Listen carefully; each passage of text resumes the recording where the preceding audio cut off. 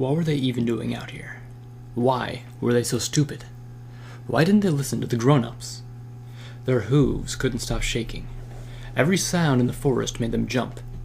They knew it was still out there. They just knew it. Waiting. Watching. It was enjoying this little game of cat and mouse that they'd been playing for... Celestia. How long has it been? How long could they stay in this hollowed-out tree before it finds them again? When the sun rises, they'll make a break for it. Monsters hate the daylight. That's what they've been told all their lives. It wouldn't follow them in the daylight. Right? Snap. What was that? They backed deeper into the tree. Hello? Any pony? Guys? A scared voice called out from nearby. They sounded hurt, and just as terrified as the young foal. Guys, come on! Help me! It's coming! Please! Shut up! Shut up! Shut up! They pushed their ears against their heads, shutting out the desperate cries for help. I'm going to die.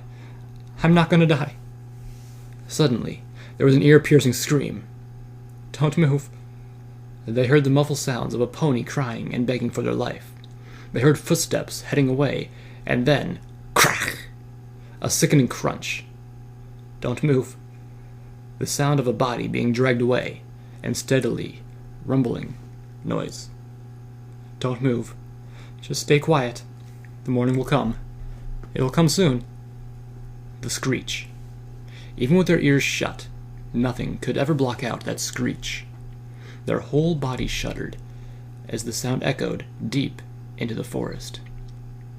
Suddenly, there was dead silence. The squawking birds had gone away, the wind had stopped, and the timber wolves had stopped howling. The trees had stopped rustling, and they could no longer hear that thing. It was the silence that scared the red-eyed pony the most. Their curiosity wanted to go out, see what was going on. However, they knew that the moment they stepped outside of the hollow tree, they weren't coming back. Thud! They brought their light towards the hollow tree's entrance. Those dead, hollow eyes, as black as the night star, stared back at the ponies. Its toothy grin mouthed the words, I see you.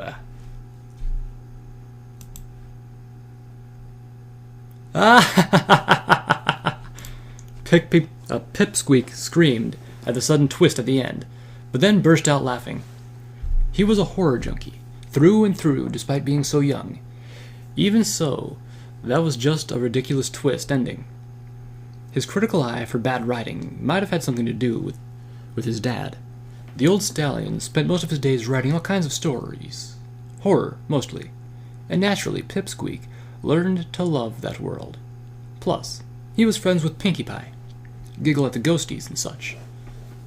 It's not supposed to be funny. It was supposed to make you wet yourself, Schootaloo insisted, slamming her hooves on the hardwood floor of the Cutie Mark Crusader clubhouse. Sorry, Scoots. It's just... a flute-playing unicorn ghost? That's just silly. Pipsqueak mimicked a ghost wiggling with his forehead legs. Ooh, look out! I'm going to play off-key music at you! Pipsqueak stifled another laugh. Schootaloo puffed out her cheeks in indignation.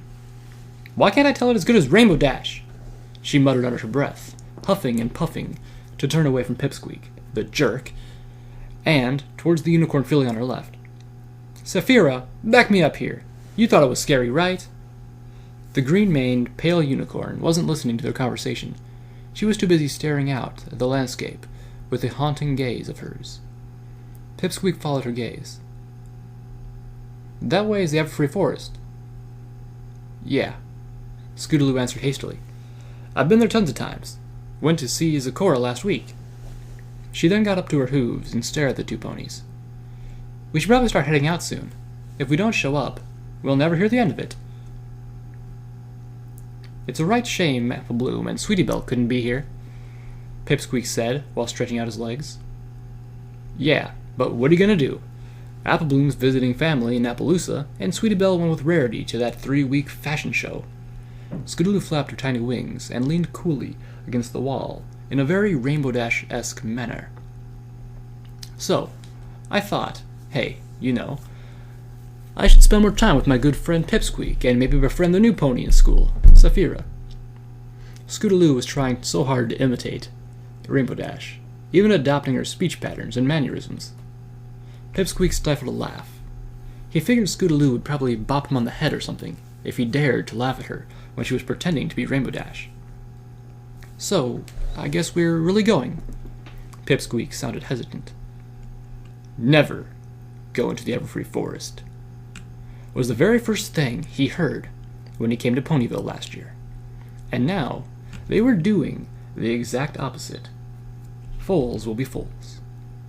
Plus, the chance to show everyone that he wasn't just a short pony, that he was the brave adventuring superhero he envisioned himself to be, even though he was still a blind flank.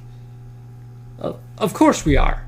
Schootaloo's wavering voice displayed her fear as plain as day. She could try to act like Rainbow Dash all she wanted, but she wasn't Rainbow Dash. What are you, a scaredy pony? Schootaloo teased the brown-patched earth pony. Pipsqueak faced her suddenly. No! Of course I ain't scared. I'm Pipsqueak, the hero. He beat his chest triumphantly with his hoof. Ow. Oh, really? I bet you run out before I do. Oh, yeah?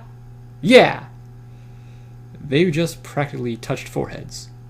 It was very evident how much smaller Pipsqueak was compared to Schootaloo. I'm just a late bloomer, he would tell everyone who pointed out his short stature. Pfft. The two ponies broke out in a chorus of laughter. Of course, Schootaloo and Pipsqueak would never fight. They had too much in common and were very good friends. Heck, Schootaloo was the one who showed Pipsqueak where everything in Ponyville was. Even introduced him to Zakora out on the edge of the Everfree Forest. While the two silly ponies laughed and roughhoused like ponies did, there was one pony who still wasn't laughing. Ever since she got to town, Saphira was quiet. That was really the only way anyone could ever describe her. She almost never spoke, not even to Cheerilee. She was always alone, constantly staring into the Everfree Forest. She was a blank flank, but didn't seem to be all bothered by her lack of a cutie mark. Not even Diamond Tiara and Silver Spoon could bring her down. She never even spoke about how she got that scar over her left eye.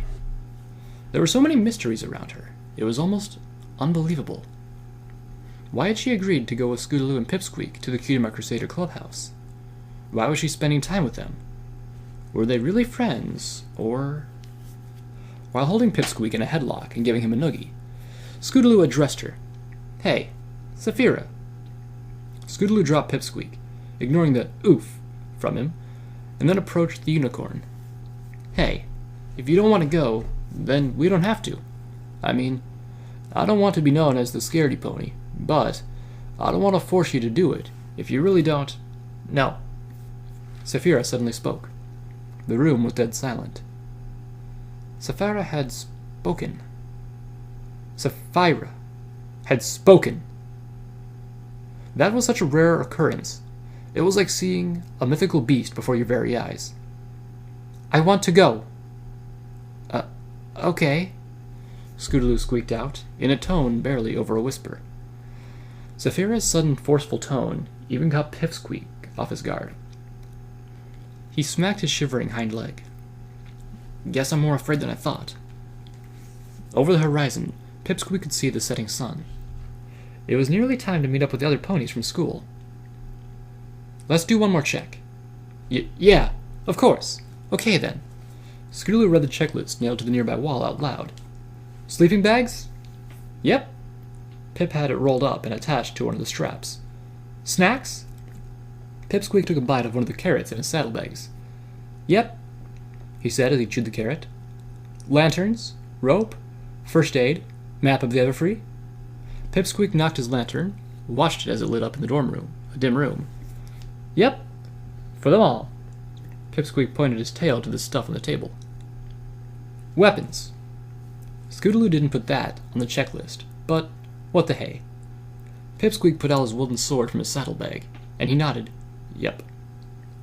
Schootaloo just sighed and rolled her eyes. Okay, I think that's everything then. She started putting the things in her saddlebag, dividing up the stuff with Pipsqueak's bag. You missed something.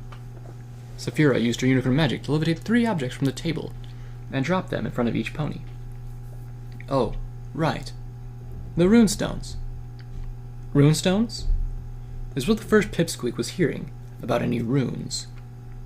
Yeah, they're supposed to allow you to leave messages, Schootaloo explained while wrapping the string around the stone around her neck. You just touch your hoof to a stone, concentrate. Schootaloo's hoof started to glow, then put it down somewhere and write the message. As Schootaloo's hoof made motions that vaguely resembled letters, words started to appear over the clubhouse floor. Just like this. The message then turned into vapor and disappeared as if it was never there. Only ponies with another runestone like these can find the messages. Schootaloo stretched. Anyways, the last thing is the costumes. It's Nightmare Night, after all. Pipsqueak pouted. He was still not happy about missing valuable candy time. Oh, don't look like that. Watch. We'll just win the challenge and prove we're not scaredy fools. Head back into town, gather as much candy as we can, and then come back here to trade. Pipsqueak nodded. I hope no one runs out of Luna bars.